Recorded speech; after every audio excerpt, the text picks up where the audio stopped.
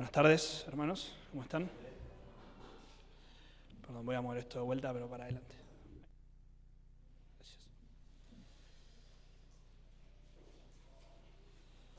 Bueno, qué lindo poder cantar al Señor una vez más, juntos. Tenemos unas visitas, Cari, Emma, Mía, bienvenidas. Muy lindo tenerlas con nosotros. Ya habían estado. ¿Vos sí? ¿Ustedes dos también? No, la primera vez. Bueno, bienvenidas. Vamos a abrir nuestras Biblias en Colosenses capítulo 2.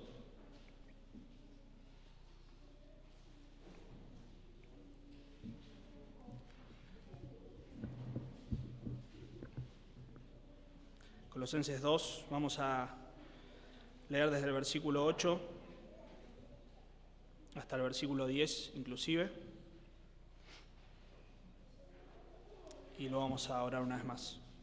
Dice la palabra de Dios en Colosenses 2:8: Mirad que nadie os engañe por medio de filosofías y huecas sutilezas, según las tradiciones de los hombres, conforme a los rudimentos del mundo y no según Cristo.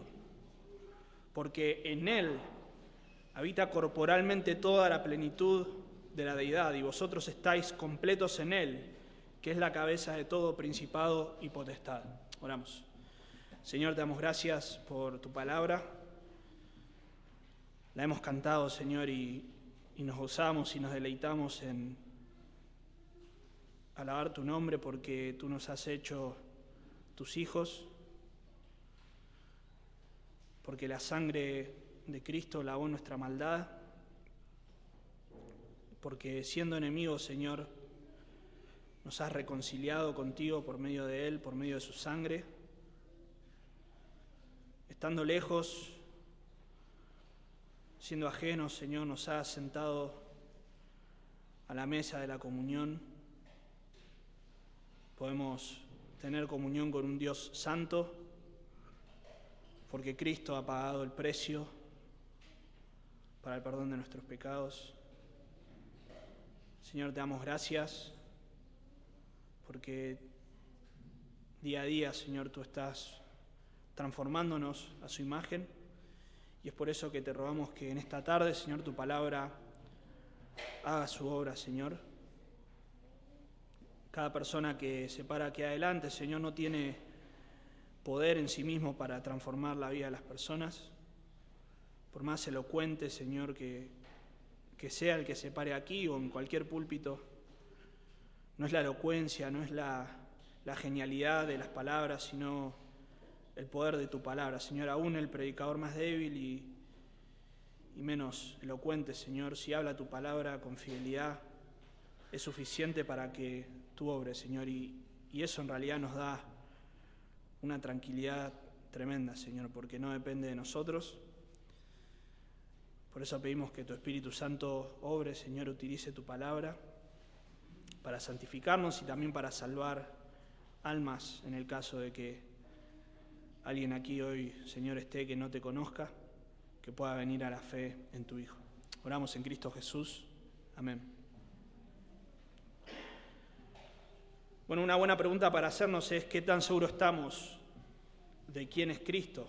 ¿O cómo podemos estar seguros de que nuestro concepto acerca de Cristo es correcto? Algo similar ya nos hemos preguntado hace bastante tiempo cuando comenzamos a estudiar esta carta. Pero quizá otra pregunta que podemos hacernos es ¿cómo puede nuestro concepto de Cristo estar siendo distorsionado? O sea, desde el lado opuesto, ¿no? Del lado inverso. ¿Cómo nuestro concepto de quién es Cristo puede estar sufriendo algún tipo de distorsión?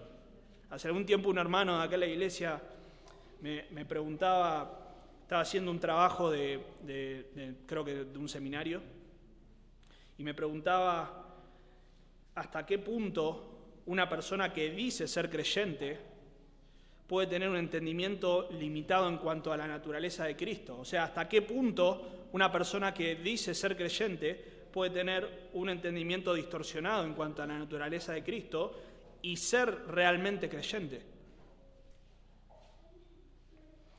Bueno, me preguntaba puntualmente en cuanto a la humanidad de Cristo, y yo le dije que le pregunte al pastor. No, le ofrecí una respuesta, pero el punto es cuánto nosotros como creyentes podemos distanciarnos del entendimiento correcto de quién es Cristo. Y sí, en cierto sentido, obviamente por nuestra naturaleza limitada, por el pecado que aún mora en nosotros, podemos tener una cierta distorsión en cuanto a quién es Cristo, pero va a ser muy limitada y muy diferente a la que un incrédulo pueda tener. 1 Juan 4, 2 y 3 dice que el que confiesa que Cristo no ha venido en carne, obviamente no puede ser un creyente. O sea que hay un grado de entendimiento que es básico, es elemental para que una persona pueda ser considerada un creyente. Así que seguramente aquí nosotros podríamos decir que conocemos al Señor, inclusive que tenemos una relación con Él,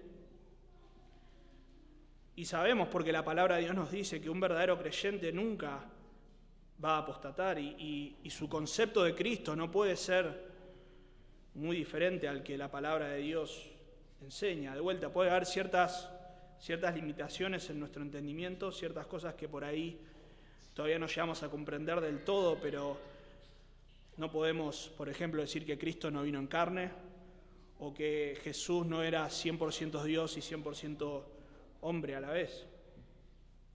Así que nosotros estamos seguros, pero al mismo tiempo esa seguridad nos puede jugar en contra. Pensamos que un creyente no puede ser engañado fácilmente. Pensamos que a nosotros no nos va a pasar, que nosotros no podemos ser influenciados por este mundo. Porque claro, si somos creyentes no podemos tener un entendimiento distorsionado. Sin embargo, Pablo nos advierte aquí en cuanto a el peligro de ser influenciados por una idea errónea de quién es Cristo. Así que los creyentes debemos tener cuidado de no ser engañados mediante el engaño de este mundo en cuanto a la divinidad de Cristo y su suficiencia para el creyente. Más cortito, debemos cuidarnos de ser engañados en cuanto a la divinidad de Cristo y su suficiencia. Debemos tener cuidado de ser engañados, o mejor dicho, de no ser engañados, ¿no? En cuanto a la divinidad de Cristo y su suficiencia. Vamos a ver dos aspectos en cuanto a este engaño del cual debemos cuidarnos, dos aspectos de este engaño del cual debemos cuidarnos. Y en primer lugar vamos a ver el peligro del engaño. Esto lo vemos en versículo 8, el peligro del engaño. Fíjense, comienza Pablo diciendo: mirad que nadie os engañe por medio de filosofías y huecas sutilezas. Bueno, ya que estamos, leemos todo. Según las tradiciones de los hombres, conforme a los rudimentos del mundo y no según Cristo. Fíjense, esa palabra mirad es obviamente un imperativo, una orden. Y nosotros, al llegar a este punto de la carta, vemos como Pablo vez tras vez está enfatizando en cuanto a la naturaleza de Cristo y su suficiencia. Es decir, la supremacía de Cristo y su suficiencia para la iglesia. Vemos en capítulo 1 cómo luego del saludo él ya enseguida entrelaza, digamos, el saludo y la gratitud con el tema principal de la carta, que va a ser la supremacía de Cristo y su suficiencia. Cristo es Dios, Cristo es supremo, Cristo es el creador, sustentador. Todo lo creado se sujeta a Cristo. De una manera muy especial la iglesia se somete a Cristo y Cristo es su proveedor, su sustentador, su autoridad máxima. Pero además Pablo va a hablar de su ministerio y cómo la suficiencia de Cristo permea todo su ministerio. Él anuncia a Cristo con el propósito de que Cristo sea formado en la iglesia. Y más puntualmente, al comenzar capítulo 2, vemos cómo ese ministerio se aplica específicamente en la vida de los colosenses y cómo su preocupación es que ellos conozcan más y más a Cristo, crezcan en el conocimiento, en la profundidad del conocimiento de Cristo. Y vemos ahí en versículo 6 el primer imperativo de la carta: andad en Él, ya lo hemos visto, andad en Él. Los creyentes deben estar arraigados a Cristo. La forma de andar del creyente debe reflejar que han conocido al Señor, que se someten a su Señor. Pero acá vamos a ver, sigue esta sección y hay otros tres imperativos. Vemos acá en versículo 8, versículo 16 y versículo 18 que hay tres peligros que la iglesia corre, de la cual debe cuidarse. Vamos a ver aquí el peligro de la filosofía, versículo 16, el peligro del legalismo, versículo 18, el peligro del ascetismo. Y entre medio, entrelazado, hay otros peligros que andan dando vuelta, pero vamos a ver hoy en versículos 8 al 10 que hemos leído el peligro del engaño, de la filosofía y de las diferentes corrientes de este mundo. El imperativo ahí, mirad, bueno, obviamente mirar tiene que ver con tener cuidado, ¿no? Nosotros usamos esta palabra de esa forma.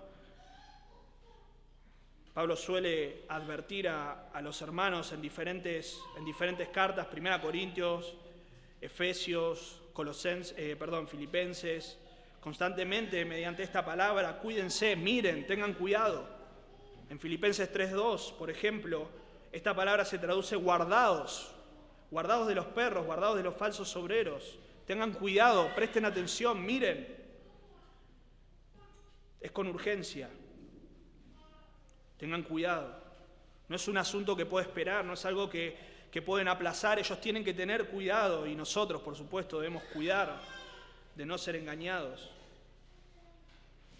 ¿De qué deben tener cuidado? Bueno, versículo 8 continúa, dice que nadie os engañe por medio de filosofías y huecas sutilezas. Ahí la traducción es un poco, no sé si difícil, pero queda un poco rústico para nosotros. Quizá otra forma de traducirlo, como dice Hendrickson, sería: estad alertas, no sea que haya alguien que os lleve cautivos como un botín. La idea del engaño ahí entonces lleva a la idea de que hay personas que están queriendo engañarlos. Hay personas que están queriendo introducir filosofías y engaños en la iglesia. Cuando estudiamos en la introducción de la carta hemos visto algo de las filosofías y las creencias que circulaban en el entorno de la iglesia de Colosas, y hemos dicho que quizá no se refiere a falsos maestros puntualmente, a predicadores que estaban queriendo promover desde el púlpito, pero sí quizá en el contexto de la iglesia, personas que estaban queriendo influenciar a los hermanos, el entorno de los hermanos, y obviamente había un elemento ahí de cristiandad, entre comillas, o sea que estas personas eran supuestos convertidos que al mismo tiempo querían añadir algo de la religión judía, algo del misticismo, paganismo, quizá lo que después se conocería como el gnosticismo, o se desarrollaría como el gnosticismo, toda una mezcla que hemos hablado del sincretismo, este sincretismo religioso que había. Así que quizá no eran predicadores, sino pseudo cristianos que estaban queriendo introducir estas filosofías en la iglesia. Y hay una advertencia que no puede esperar. Cuidado que nadie entre ustedes esté queriendo engañarlos. ¿Cuál es el medio? ¿De qué manera ellos querían engañarlos? Bueno, ahí lo vemos, por medio de filosofías y huecas sutilezas. La palabra filosofía, seguramente todos lo saben, pero la etimología sería amor por el conocimiento, por la sabiduría, ¿no? Bueno, obviamente la Biblia no habla en contra de amar el conocimiento, al contrario. Si vemos, por ejemplo, en Proverbios capítulo 1, 2 y 3, habla de que debemos buscar la sabiduría, debemos amar la sabiduría, debemos esforzarnos por buscar la sabiduría.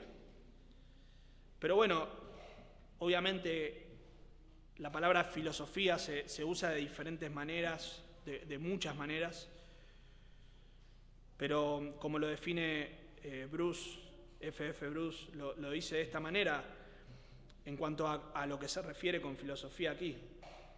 Dice: a todo lo que tenía que ver con las teorías acerca de Dios y del mundo, y el sentido de la vida humana se le llamaba filosofía. Entonces, todo lo que tenía que ver con las teorías acerca de Dios y del mundo y el sentido de la vida humana.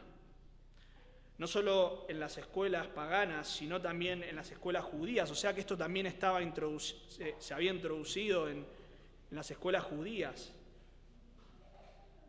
Así que la filosofía es todo aquello que trata de explicar la existencia de Dios, el sentido de la vida, el propósito,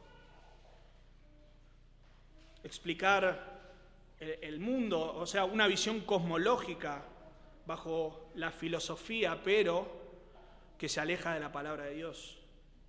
A eso le llaman filosofía. Entonces es la búsqueda de respuestas, pero alejándonos de la palabra de Dios. Son los esfuerzos humanos por tratar de explicar lo que Dios ya ha explicado, lo que Dios ha revelado, cómo Dios ha revelado y ha mostrado que es Él, que es el sentido de la vida, etcétera. Bueno, todo lo que acabamos de decir, ¿no? Y esto es lo que ocurre, esto es lo que vemos. No necesariamente pensando en un sistema filosófico sistematizado o elaborado, pero eso es lo que vemos. Muchas veces personas vienen con frases que uno se las queda escuchando y dice, ¿eso en qué parte está? ¿Dónde? ¿Está en Proverbio 32? ¿Dónde está? No. Palabras o frases que parecen tener un contenido cristiano, pero al mismo tiempo hay algo que no termina de cuadrar, que no termina de cerrar. Y peor aún, frases contrarias completamente a la palabra de Dios. ¿Cómo es eso de que el hombre es bueno? He escuchado hace poco no importa, un cantante decir que el hombre en realidad es bueno. Que lo que quiere decir la palabra de Dios cuando dice que... Bueno, y ahí ya empieza la bicicleta y... El hombre no es tan malo en realidad. Pero si nosotros abrimos la palabra de Dios, no podemos encontrar apoyo a ninguna de estas afirmaciones.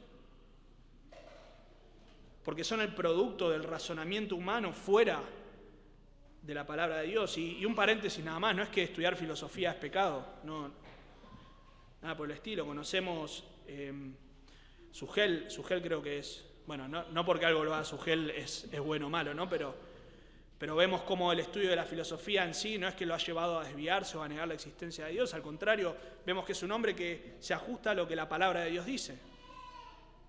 Tenemos también un amigo que, no importa, creo que no lo conocen, así que no lo voy a mencionar.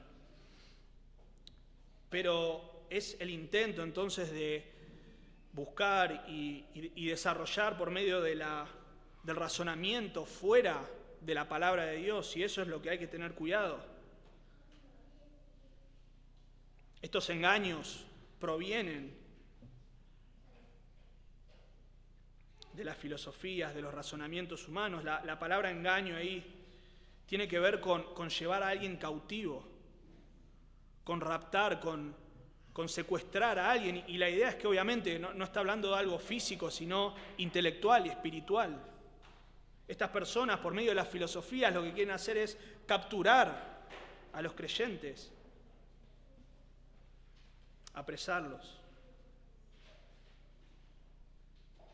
Pero además de las filosofías, habla de las huecas sutilezas. Esa frase es un poco difícil de comprender. Nosotros cuando hablamos de sutilezas, o por lo menos yo, quizá mi entendimiento es bastante limitado, pensamos en el fútbol. Cuando alguien tira un taco, tira una rabona, decimos qué sutileza, qué fenómeno. Bueno, puede ser el sentido de algo delicado, algo refinado, pero el sentido de la palabra en realidad habla de un engaño, de una seducción. Y este es el contenido que tiene esta palabra, seducir. Algo que es una ilusión, algo que se presenta con el propósito de atrapar a la persona. Pero esta seducción tiene aire en el fondo, es decepcionante.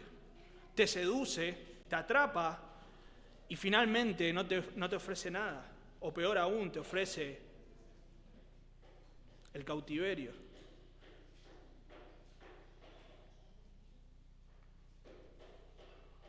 Así que la palabra de Dios nos advierte en contra asignarle demasiado valor a la elocuencia, porque esa es la idea. La seducción viene por medio de la elocuencia, por medio de frases maravillosamente elaboradas, de argumentos perfectamente hilvanados que a uno lo dejan pensando y dice, wow, esto debe ser cierto. No entiendo nada, pero debe ser cierto porque mirá cómo me lo presentó. Y ustedes saben, hay personas así que seguramente si se ponen a debatir con nosotros, no vamos a entender ni jota de lo que dijo.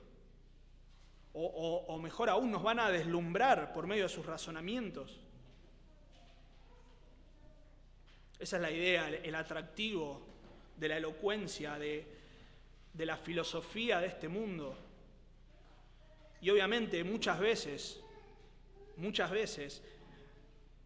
resulta más atractivo este tipo de razonamientos y este tipo de formas de tratar de seducir que la palabra de Dios. Y lo que quiero decir es que parece más atractivo. Obviamente la palabra de Dios no tiene comparación y es la autoridad máxima y ningún argumento puede combatir contra la palabra de Dios, inclusive contra la sencillez de la palabra de Dios. Pero nos parece más atractivo. Nos parece más atractivo que alguien venga y diga que vio a un ángel, que vio una luz, que sencillamente decir, abrí la palabra de Dios, la estudié y el Señor me habla por medio de su palabra, porque ha hablado por medio de su palabra.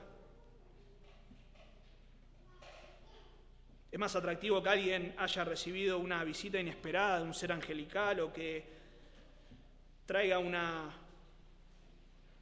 teoría novedosa sobre los significados de las palabras o de los números en el Antiguo Testamento y de las fiestas judías y una serie de cuestiones que uno empieza a sacar números, despeja la raíz cuadrada y entonces sabemos cuándo va a venir el Señor. Todo eso es mucho más atractivo, parece más atractivo que sencillamente decir tenemos que esperar, no sabemos cuándo el Señor va a venir. Su palabra dice que no lo sabemos, pero no importa, porque el Señor dice que debemos esperarlo, santificándonos, sirviéndole, predicando el Evangelio, y eso basta.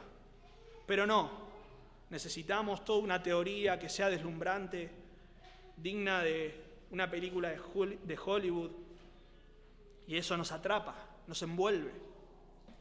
Pero son todos razonamientos humanos, filosofías, huecas sutilezas, huecos engaños que nos atrapan. Y fíjense la procedencia, ¿de dónde viene todo esto? Bueno, obviamente no viene de la palabra de Dios, no viene de Cristo. Dice, versículo 8, sigue diciendo, según las tradiciones de los hombres, conforme a los rudimentos del mundo y no según Cristo. Estas tradiciones son las enseñanzas que se transmiten principalmente de manera oral y obviamente la Biblia nos habla de un tipo de tradiciones que es correcto, que es la tradición que se ha comunicado principalmente de manera oral, cuando todavía el canon no estaba cerrado. Y esta misma palabra puede tener esa connotación, que es una connotación positiva, obviamente. Sin embargo, normalmente cuando la Reina Valera traduce esta palabra como tradición, siempre tiene una connotación negativa, siempre. Mateo 15:2 dice, ¿por qué tus discípulos quebrantan la tradición? Ahí está, de los ancianos. Y bueno, obviamente lo que hace que una tradición sea válida, sea correcta o no, es su procedencia. Estas son tradiciones de hombres. No es la enseñanza pura del Evangelio que fue transmitida de generación en generación. Obviamente nosotros tenemos el canon ahora y nos ajustamos a lo que la palabra de Dios dice. Pero cuando el canon no estaba cerrado, la tradición era importante. y obviamente siempre que esté de acuerdo a la palabra de Dios. Pero esta es tradición de hombres, inventos de hombres, que se repiten, se replican, se transmiten y se aceptan como si fuesen la misma palabra de Dios. Así que esto proviene de los hombres. Son tradiciones de hombres, pero no solo tradiciones de hombres, sino conforme a los rudimentos del mundo. Bueno, esa palabra rudimentos es un poco... Hay una discusión ahí atrás que solamente la mencionamos, pero algunas... Bueno, lo que quiere decir, o lo que significa, mejor dicho, literalmente es algo que está puesto en secuencia, ¿no? Se ha utilizado para hablar del alfabeto, ¿no? o de los números 1, 2, 3, pero prestando especial foco en el comienzo de la secuencia. Es decir, por eso la Reina Valera traduce como elementos o algo elemental, que sería algo como algo básico. De hecho, se ha utilizado para hablar del ABC, ¿no? Es algo básico, elemental. Segunda Pedro lo utiliza para hablar de los elementos del mundo que van a ser desintegrados, que van a ser quemados, pasados por fuego, los elementos, lo básico, pero está hablando ahí en realidad de los elementos, lo material de este mundo. Entonces, algunas personas piensan que puede estar hablando de diferentes elementos de la naturaleza. Algunas personas piensan que habla de la influencia que los planetas supuestamente tienen sobre este mundo, inclusive los seres espirituales y su influencia. No, obviamente nosotros no creemos que los astros gobiernen este mundo, pero es lo que sí se creía en ese tiempo y todavía se cree. Todos vemos el diario, bueno, no lo vemos, ¿no? Pero sabemos que al final del diario, ¿qué está? El horóscopo. Qué mal, ¿eh? Todos lo saben. Pero se sigue creyendo eso. Bueno, puede ser que se refiera a eso. ¿Hay alguna posibilidad?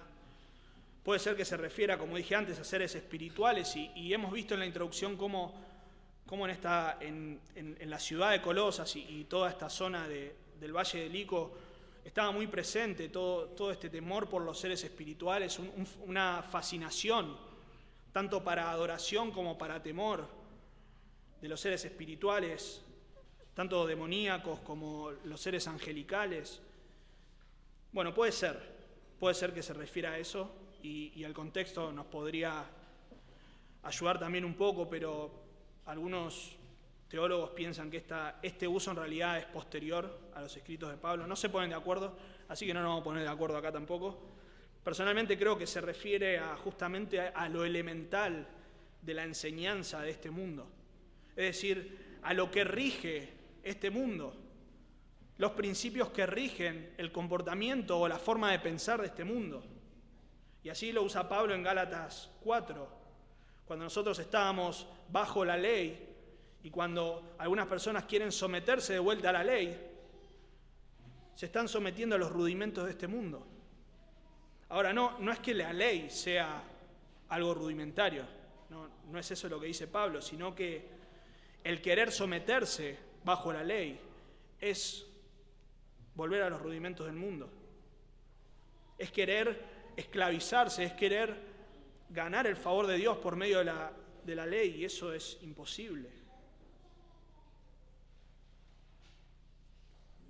Así que esta enseñanza proviene de la tradición de los hombres y proviene de los elementos que rigen o la forma elemental de este mundo.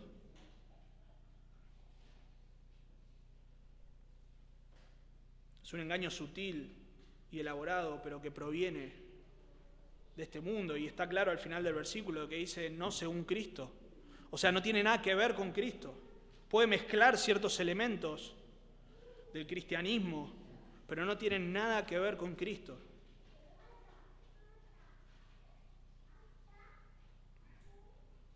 Así que solo la enseñanza que proviene de Cristo es la que tiene que ser aceptada. Y solo la enseñanza que proviene de Cristo es la que puede edificar a su iglesia. Lo demás debe ser rechazado. Debemos tener cuidado de las falsas doctrinas, porque no vienen, ahora vienen los paquetes, ¿no? Con los cuadrados, no son cuadrados, esos cosos negros que dicen exceso de azúcar, todo exceso. Todo es un exceso. Acá pusieron yo te mostré el otro día, ¿verdad? Un cartelito, exceso de diversión en cosas de juego. Bueno, no vienen las falsas doctrinas con un exceso de, falsa cristología, exceso de, falsa eclesiología. No vienen así. Debemos tener cuidado, porque con verdades se pueden mezclar la filosofía, los pensamientos de este mundo según el patrón que rige este mundo. Debemos tener cuidado y ser celosos. El lenguaje es sutil. Han escuchado ustedes seguramente que no solamente debemos perdonar a los demás, sino que debemos perdonarnos a nosotros mismos. Parece muy lindo, pero ¿dónde dice eso la Biblia? Dios nos perdona por medio de Cristo y nosotros debemos perdonar así como hemos sido perdonados. Fin. Es sutil, parece no tener nada de malo, pero créanme, o no, si quieren no me crean, pero evalúen qué hay detrás de eso. Debes estar en paz con vos mismo. Debes sanar. Eso está por todos lados hoy en las iglesias. Debes sanar. Jesús vino a sanar. Y Jesús sanó a los quebrantados de corazón. Pero cuando dice eso el Señor, citando Isaías, está hablando del perdón de pecados. Está hablando del perdón de pecados. Dios te ama tal como sos. Bueno, en un sentido es así. Dios nos ha amado siendo pecadores y por eso envió a Cristo a morir por nuestros pecados. Pero si continúas en tu condición, no vas a recibir el amor, sino la ira de Dios. No importa qué tan aceptados estén los conceptos, si no provienen de la palabra de Dios, debemos rechazarlos. Y por las dudas, quizás no tiene nada de malo, por las dudas, si no está en la palabra de Dios, lo desechamos. Porque quizás estamos confiando demasiado en nuestro propio poder de razonamiento y de filtrar las verdades. Si no viene de la palabra de Dios, lo rechazamos.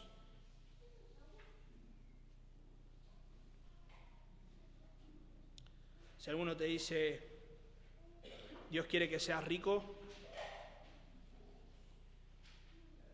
bueno, ¿qué dice la palabra de Dios? Y nos damos cuenta de que no, que eso proviene del mundo, que así es como se rige el mundo. Son los rudimentos de este mundo. Si alguien dice la iglesia debe estar más involucrada en la justicia social, parece atractivo, pero cuando vamos a la palabra de Dios nos damos cuenta que no. Debemos tener misericordia, debemos extender gracia, en la medida de lo posible ayudar, pero el mundo se rige bajo estos preceptos. El mundo está tratando de sentirse bien con ayudar a las personas y tener su justicia propia. Pero no es lo que enseña la palabra de Dios, por esto debemos conocer la palabra de Dios. Parece trillado, siempre volvemos a lo mismo, pero es la forma de guardarnos del error. Porque es sutil, engaña. Así que hemos visto el primer aspecto, es el peligro del engaño, es peligroso. No viene con esos carteles llamativos para alertarnos, es sutil, te engaña y finalmente te lleva cautivo. En segundo lugar, vamos a ver el objeto del engaño, porque estamos hablando de manera general, pero obviamente Pablo está pensando en algo puntual. Lo hemos leído y leemos de vuelta en versículo 9, dice, porque en él habita corporalmente toda la plenitud de la deidad y vosotros estáis completos en él. Entonces este por qué nos conecta con la razón, o sea, ¿qué es lo que estaban enseñando estas personas? De vuelta, esto que acabamos de ver lo podemos aplicar a todo lo que enseña la palabra de Dios y cualquier ataque que podamos recibir. Pero puntualmente, aquí hay un engaño, aquí hay un peligro en cuanto a la naturaleza de Dios, de Cristo y su suficiencia.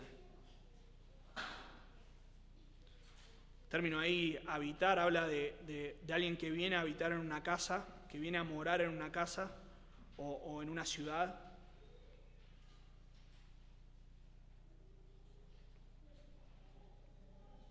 Y Pablo va a contrastar ahora esta herejía colosense, de la cual ya hemos hablado y quizá algo más vamos a mencionar.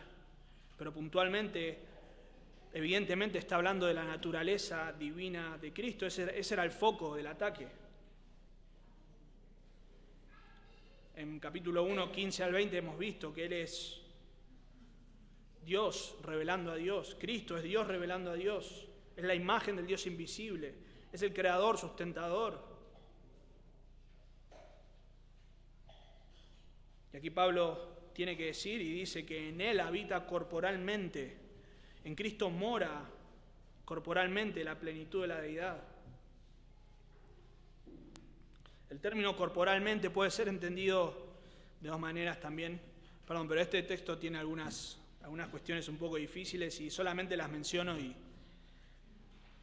más que nada por si alguien después busca algún comentario, hay diferentes formas de ver ciertos términos y ciertas frases.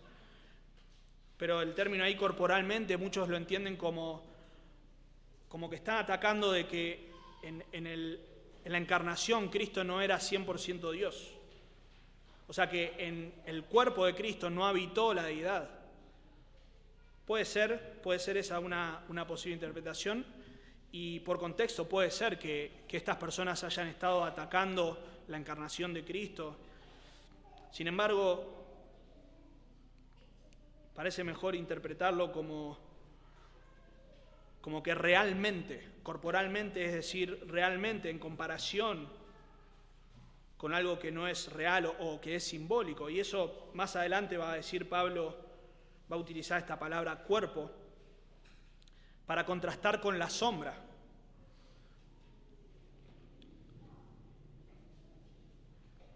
Dice en versículo, perdón, ahí lo tenía anotado, ahí está, 23, que el cuerpo es de Cristo. No.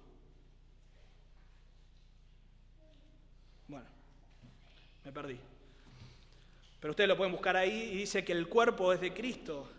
Sin embargo, las fiestas, los días festivos, etcétera, son la sombra. Hemos leído también en Hebreos 9 cómo las cosas terrenales debían ser purificadas por medio de la sangre de los animales, pero las cosas celestiales por medio de la sangre de Cristo.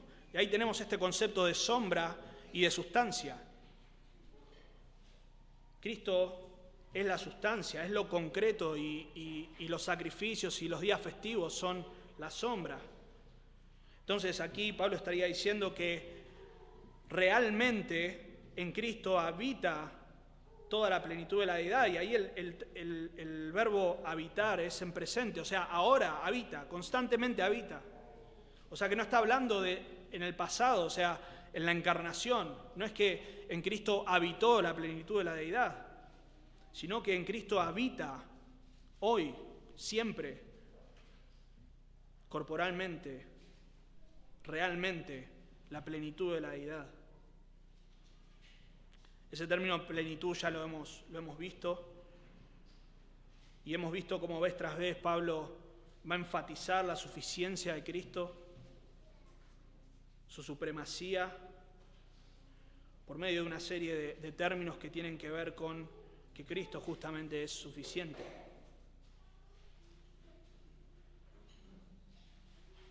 Estamos completos en Él, dice el versículo 10. En Él habitó la plenitud.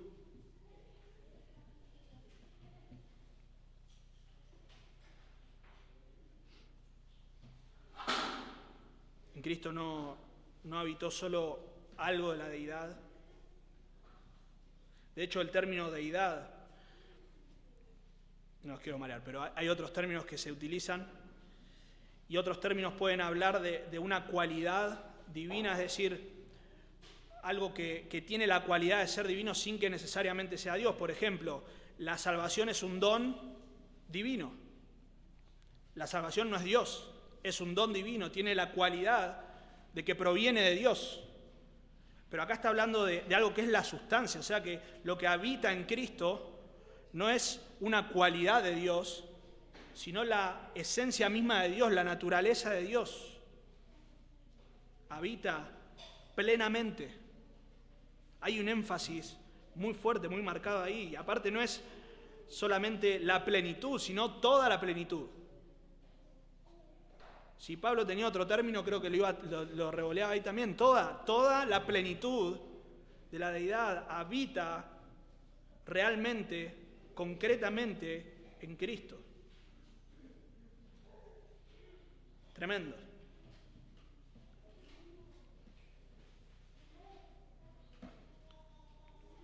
Así que, sea cual sea la herejía colosense, sea un dualismo que después se ha desarrollado para hacer gnosticismo, y vemos como Juan también, en 1 Juan, sobre todo, enfatiza este hecho. Si alguien, hemos leído antes, si alguien confiesa que Cristo no ha venido en carne, no puede ser un creyente. Cristo es Dios. Cristo es el Dios encarnado que se hizo hombre, quien con naturaleza divina eternamente ha adoptado una nueva naturaleza en su encarnación y que por los siglos permanecerá ahora ya con esas dos naturalezas. Él es 100% Dios, 100% hombre. Claro, un cuerpo glorificado ahora, pero 100% hombre.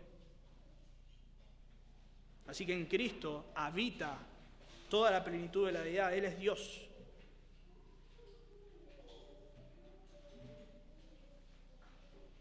Y aquí es donde debemos tener cuidado con las sectas puntualmente.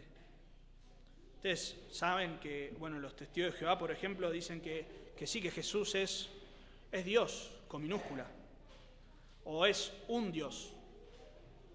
Todos estarían de acuerdo en afirmar eso, es un Dios. Bueno, obviamente ahí ya estamos mal, ¿no? Además lo equiparan con Satanás, es hermano de Satanás, supuestamente. Es un ángel, quizá el más poderoso y el mejor de todos, pero un ángel, en fin. Hace un tiempo hablaba con uno que yo le decía, pero entonces, ¿qué diferencia hay con el resto de los ángeles? Bueno, la única diferencia, me dijo, es que él fue enviado para morir en la cruz y podemos decir así como que aprobó la materia. Es decir, si Jesús desaprobaba, había toda una hueste celestial ahí que podía, alguno iba a aprobar, alguno no iba a pecar. Obviamente estamos hablando de ya el extremo, ¿no? de la herejía, del error. Pero podemos venirnos más al centro, por así decirlo, y pensar en un Cristo demasiado humano, como si eso fuese posible, era 100% Dios. Pero estas personas que tratan de enfatizar demasiado en su humanidad, de vuelta, como si eso fuese posible, pero en detrimento de su deidad, enseñan que en realidad Cristo fue un ser falible, un ser que cometió errores, que cometió inclusive pecados.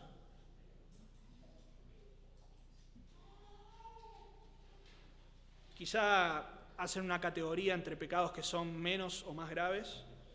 Y obviamente Jesús no hizo de los más graves, pero algunos cometió. Aquí es donde muchos quizá, tal vez podemos estar bien plantados en cuanto a este tipo de cosas. Sinceramente no creo que ninguno de ustedes caiga en estas cosas, espero que no. Pero de vuelta, el error no viene solamente por las cosas bien evidentes. El error no viene solamente al atacar directamente la naturaleza de Cristo. También de manera indirecta se ataca la naturaleza de Cristo cuando ponemos en duda su suficiencia. Cuando desconfiamos de que Cristo sea suficiente, y Pablo nos dice en versículo 10, y vosotros estáis completos en Él. Obvio, es lógico. Si Cristo es Dios, si en Él habita la plenitud de la deidad, nosotros estamos completos en Él. ¿En quién más podemos estar completos? Sin embargo, lo tiene que aclarar. Y nosotros debemos enfatizar en esto. Los creyentes estamos completos en Cristo.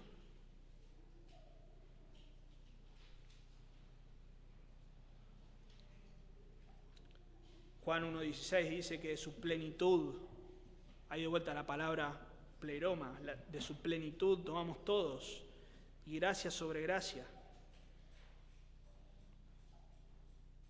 2 Pedro 1.4 dice que hemos llegado a ser participantes de la naturaleza divina. Bueno, obviamente eso no quiere decir que ahora nosotros somos Dios, de que la plenitud de la deidad habita en nosotros, no quiere decir eso, por supuesto.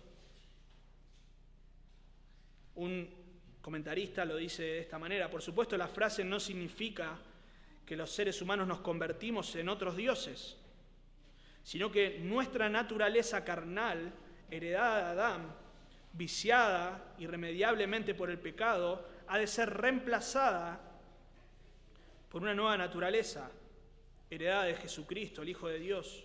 Él es divino, por tanto, cuando su Espíritu viene a morar en nosotros, participamos de lo divino.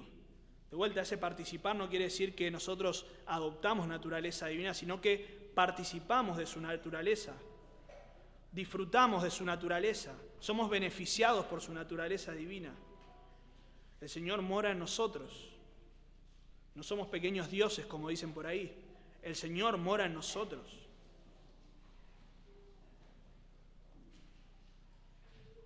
Así que ahora estamos completos en Él. Y agrega que Él es la cabeza de todo principado y potestad. Ya hemos visto algo de estos términos y de lo que implica esto, pero el Señor es cabeza en un sentido de toda la creación, porque todo procede de Él. Hemos visto que Él es cabeza de la iglesia de manera muy especial, pero en un sentido general. En 1.16 dice que sean tronos, sean dominios, sean principados, sean potestades, todo fue creado por Él, o por medio de Él y para Él. Así que Él es cabeza de todo principado y potestad, en el sentido de que es el comienzo, pero que también es su autoridad, de todo ser creado. Y obviamente en un sentido especial, Él es cabeza de la iglesia, en el sentido de que provee, ese término cabeza habla de autoridad, pero también habla de cuidado, de provisión. Y en ese sentido, especialmente, es cabeza de la iglesia. Y nosotros estamos completos en Cristo.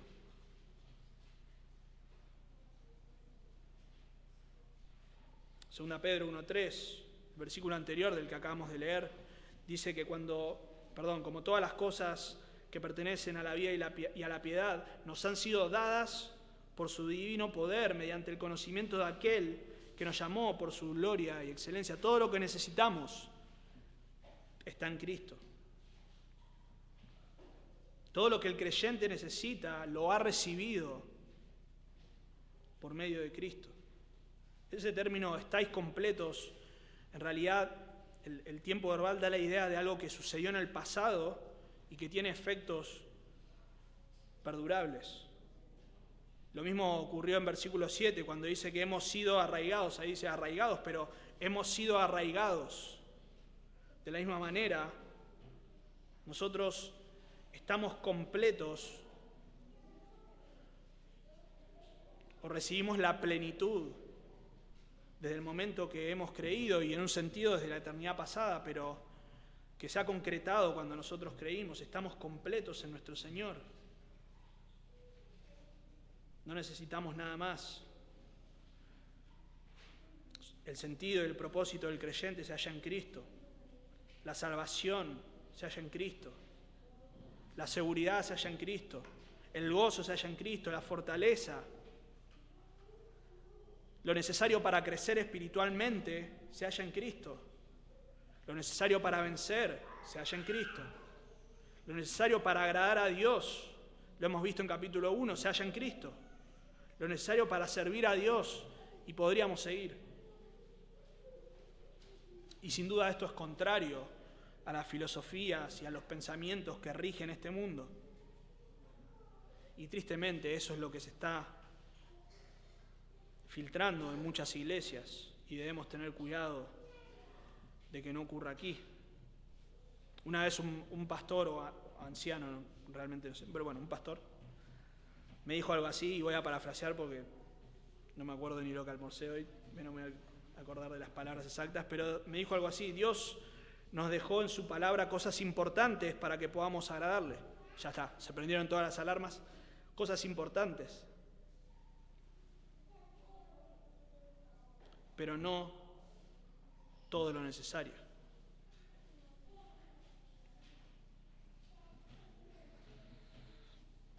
Bueno, esta persona era un pastor que al mismo tiempo trabaja de psiquiatra, y en el contexto en el que me lo dijo, deberían prendernos todas las alarmas. Porque en un sentido es cierto que obviamente en la Biblia no encontramos instrucciones para cambiar la rueda del auto, ¿no? Para armar una cuna, si no ya lo hubiese armado el sábado. No tenemos un detalle de cómo operar a corazón abierto. Bueno, ustedes saben todas las cosas. Pero claro, esta persona no me estaba hablando de eso. Estábamos hablando de temas como la ansiedad, la depresión, donde la Biblia habla claramente. Obviamente hay ocasiones, quizás es el menor porcentaje, donde hay cuestiones orgánicas, pero en la gran mayoría de los casos no tengo un censo, iba a decir, bueno, ustedes saben la palabra, hoy estoy terrible, que diga qué porcentaje, pero la gran mayoría de los casos tienen que ver con cosas espirituales. Así que esta persona lo que estaba diciendo es que la Biblia tiene cosas muy importantes que decir, pero que no es suficiente. Sin embargo, la palabra de Dios dice claramente, 2 Timoteo 3:16, que la palabra de Dios es suficiente. Suficiente. La psicología ha reemplazado la consejería. Cristo ya no es suficiente. Es bueno, es quizá el punto de partida, pero no es suficiente.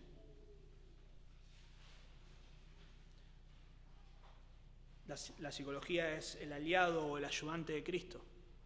Podemos imaginarnos a Cristo sentado y al lado a su ayudante, la psicología,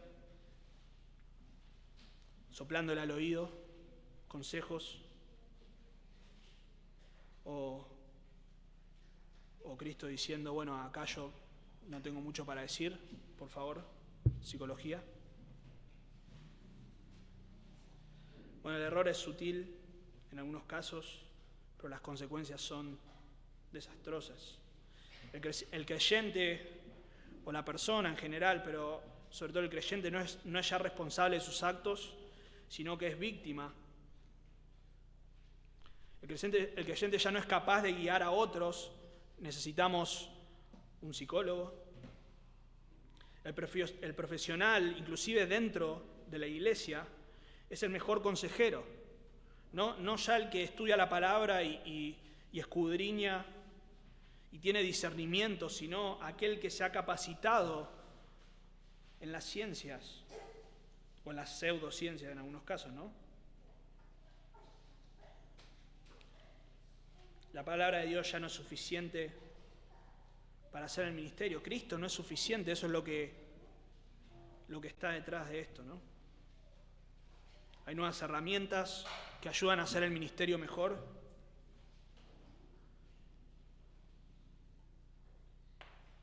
Debemos pensar lo que le gusta a la gente. Debemos pensar de qué manera atraerlos. Es decir, debemos darle ideas a Dios de cómo hacer la obra. Cristo no es suficiente. Cuando nosotros permitimos que las filosofías permeen en nuestra iglesia, estamos desplazando a Cristo de su trono. Quizá no decimos abiertamente que Jesús no es Dios, pero indirectamente estamos diciendo que Él no lo es o que no lo es tanto. Él no es suficiente para nosotros. La profundidad del estudio de la palabra de Dios está siendo reemplazado por el estudio de oratoria. Ya no son predicadores, sino comunicadores, influencers, estudiantes de stand-up. ¿Por qué? Porque tenemos que ayudar a Dios, debemos ayudar a Cristo a edificar su iglesia, pero Cristo dijo, yo edificaré mi iglesia. ¿Y cómo lo hace? Por medio de su palabra, aplicándola por medio de su espíritu. Así que bueno, algunas de las cosas que mencioné, creo que mencioné algunas que no son malas, la mayoría sí son terribles, pero quizá no todas las cosas son malas en sí. No es malo, por ejemplo, pensar en qué manera servir de una mejor manera, inteligentemente, no sé, a personas con diferentes necesidades. Ahora, cuando esa es nuestra estrategia de ministerio, cuando eso es lo que nosotros creemos que va a hacer crecer la iglesia, ahí ya le estamos pifiando. Porque Cristo va a edificar su iglesia por medio de su palabra. Por eso, hermanos, debemos estar atentos. No es tan simple, no viene tan a la vista muchas veces el error. Nuestras alarmas deben estar bien encendidas. Y cualquier cosa que nos haga ruido, cualquier cosa en realidad, por más que no nos haga ruido, debemos filtrarla a la luz de la palabra de Dios. Hemos visto dos aspectos del engaño de este mundo, de la filosofía de este mundo, de los principios que rigen este mundo en cuanto a la divinidad de Cristo y su suficiencia. Hemos visto el peligro y el objeto del engaño, la divinidad de Cristo y su suficiencia. Para terminar, quizá tengas un concepto correcto de quién es Cristo, quizá hayas escuchado vez tras vez quién es Él, quizá hayas confesado públicamente que Él es tu Señor, pero quizá tu vida no respalda esa profesión de fe. Es posible que alguien afirme que Cristo es Dios y sin embargo con su vida lo niegue. Los demonios creen y tiemblan, dice Santiago 2:19. Muchos en el día del Señor le van a llamar Señor. Y sin embargo Él les va a decir, nunca os conocí, apartados de mí, ¿qué cosa? Hacedores de maldad. No importa lo que digas.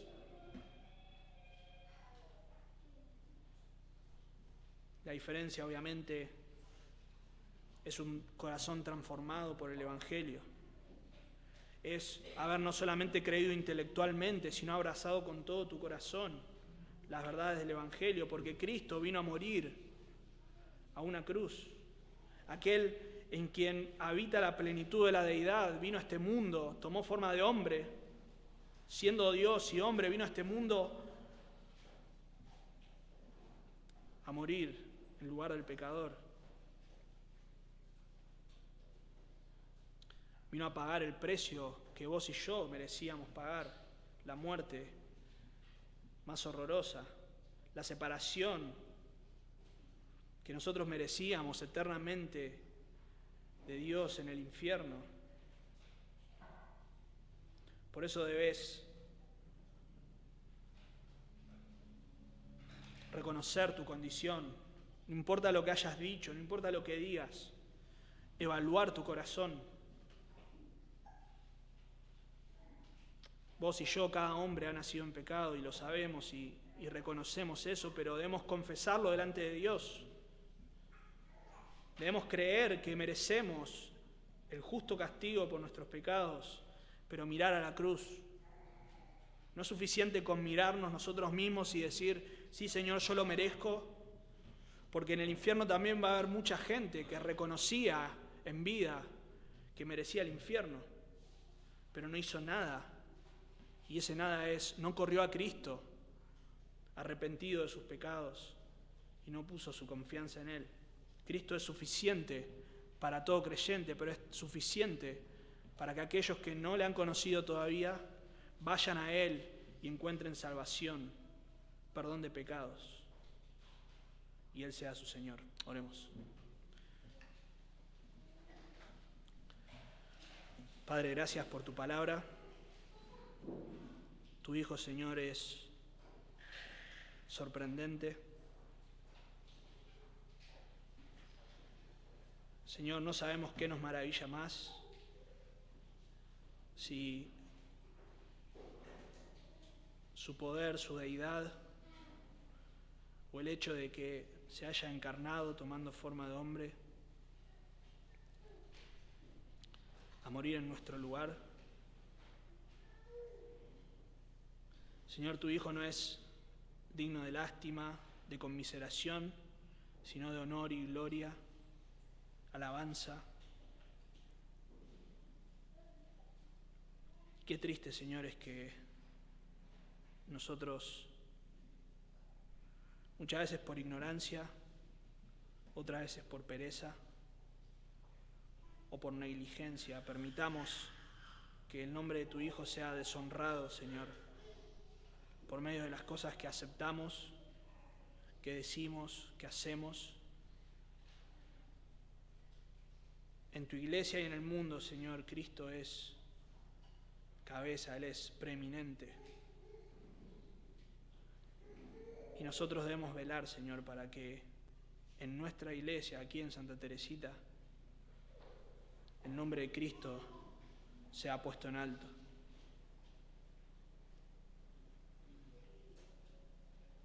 Señor, no solamente en lo que creemos, sino en lo que practicamos. Que Cristo sea suficiente, es suficiente, pero que reconozcamos que es suficiente y que es